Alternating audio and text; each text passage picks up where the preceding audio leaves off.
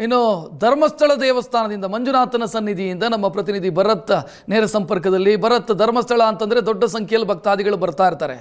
So ಏನು ಬದಲಾವಣೆ ಇವತ್ತು ಭಕ್ತಾದಿಗಳಿಗೆ ಮಾಹಿತಿ ಕೊಡೋದು ಅಂತಾದರೆ ಏನು ಚೇಂಜಸ್ಸು?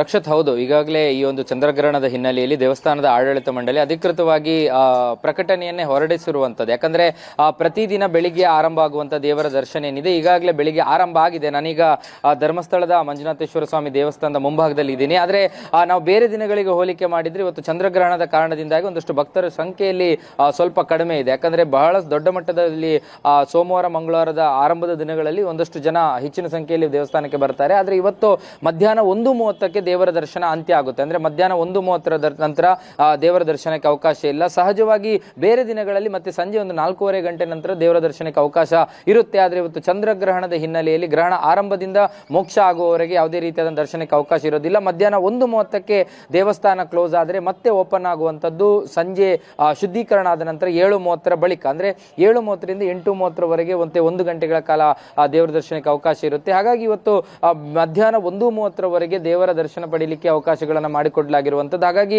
ಭಕ್ತರು ಬೆಳಿಗ್ಗೆನೆ ಬಂದು, ಅಂದ್ರೆ ಕೆಲವರಿಗೆ ಗ್ರಹಣ ದೋಷಗಳಿರುತ್ತೆ, ಬೇರೆ ಬೇರೆ ರೀತಿಯಾದಂತಹ ಸಮಸ್ಯೆಗಳಿರುತ್ತೆ. ಆ ಕಾರಣಕ್ಕಾಗಿ ಹೆಚ್ಚಿನ ಸಂಖ್ಯೆಯಲ್ಲಿ ಅಂದ್ರೆ ಬೇರೆ ಬೇರೆ ಕಡೆಗಳಿಂದ ಒಂದಷ್ಟು ಜನ ಭಕ್ತರು ಬಂದಿದ್ದಾರೆ. ಆದರೆ ಬಹುತೇಕರು ಇವತ್ತು ಅವರ ಪ್ರವಾಸಗಳನ್ನ, ಧಾರ್ಮಿಕ ಕೇಂದ್ರದ ಪ್ರವಾಸವನ್ನ ಮುಂದೂಡದಂತೆ ಕಾಣ್ತಾ ಇದೆ. ಯಾಕಂದ್ರೆ ಇಲ್ಲಿ ಕುಕ್ಕೆ ಸುಬ್ರಹ್ಮಣ್ಯ ಮತ್ತು ಧರ್ಮಸ್ಥಳವನ್ನ ಇಟ್ಟುಕೊಂಡು ದೃಷ್ಟಿಯಲ್ಲಿ ಇಟ್ಟುಕೊಂಡು ದೇವಸ್ಥಾನಕ್ಕೆ ಬರ್ತಾರೆ. ಆದ್ರೆ ಕುಕ್ಕೆ ಸುಬ್ರಹ್ಮಣ್ಯ ಧರ್ಮಸ್ಥಳದಲ್ಲಾದ್ರೂ 1:30ವರೆಗೆ ಅವಕಾಶಗಳಿರುವಂತದ್ದು. ಆದ್ರೆ ಕುಕ್ಕೆ ಸುಬ್ರಹ್ಮಣ್ಯದಲ್ಲಿ ಬೆಳಿಗ್ಗೆ 8 ಗಂಟೆಗೆ ಮಹಾಪೂಜೆ ನಡೆದು 9 ಗಂಟೆಗೆ ದೇವಸ್ಥಾನದ ಬಾಗಿಲನ್ನು ಮುಚ್ಚುತ್ತಾರೆ. ಆ ಬಳಿಕ ದೇವಸ್ಥಾನ ಓಪನ್ ಆಗುವಂತದ್ದು ಸಂಜೆ 7:30 ಬಳಿಕ. ಅಂದ್ರೆ 7:30ರಿಂದ 8:30 ಒಳಗಾಗಿ ದೇವಸ್ಥಾನ ತೆರೆದುಕೊಳ್ಳುವಂತದ್ದು. ಹೀಗಾಗಿ ಇದು ಕರಾವಳಿ 2 ಪ್ರಮುಖ ಧಾರ್ಮಿಕ ದೇವಸ್ಥಾನಗಳಲ್ಲಿ ಸದ್ಯಕ್ಕೆ ಗ್ರಹಣದ ಹಿನ್ನೆಲೆಯಲ್ಲಿ ಮಾಡಿರುವಂತಹ ಬದಲಾವಣೆಗಳು ಮತ್ತು ಸೇವೆಗಳಲ್ಲಿ ಆಗಿರ್ತಕ್ಕಂಥ ವ್ಯತ್ಯಯಗಳು. ರಕ್ಷತ್, ಥ್ಯಾಂಕ್ ಯು ಭರತ್ ಮಾಹಿತಿಗೆ.